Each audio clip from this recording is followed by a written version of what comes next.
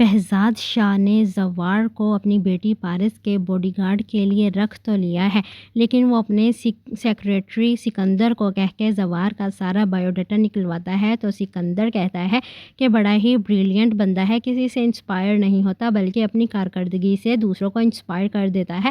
آپ پارس کے حوالے سے بالکل بے فکر رہیں، بہت اچھے سے وہ اپنی ڈیوٹی نبھائے گا، بہت ہی خوددار قسم کا انسان ہے۔ بہزاد کو اب تسلی ہو جاتی ہے، وہ سکندر سے کہتا ہے کہ پارس مجھے بہت تنگ کرتی تھی، امید ہے کہ وہ زوار کو اس طرح سے تنگ نہیں کرے گی۔ لیکن بہزاد یہ نہیں جانتا کہ پارس تو بس زوار کو نوکری سے نکلوانے پہ تلی ہوئی ہے۔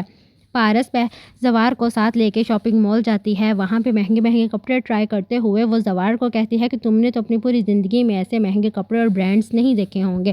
تو زوار جواب دے گا کہ مضبوط شخصیت کے لوگوں کو مہنگے کپڑوں کی ضرورت نہیں ہوتی، وہ جو بھی پہن لیں وہی مہنگا لگنے لگ جاتا ہے۔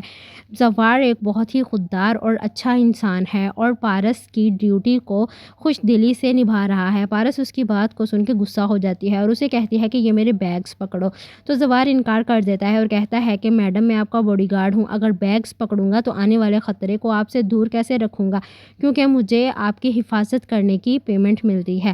زوار جب انکار کرتا ہے تو پارس غصے سے اسے کہتی ہے کہ میرے بیگز پکڑو ورنہ میں اپنے بابا کو تمہاری شکایت لگا دوں گی۔ خیر زوار اس کے بیگز پکڑ لیتا ہے۔ پارس بس ہر وقت زوار کو تنگ کرنے کے لیے کہیں نہ کہیں گھومتی پھرتی رہتی ہے۔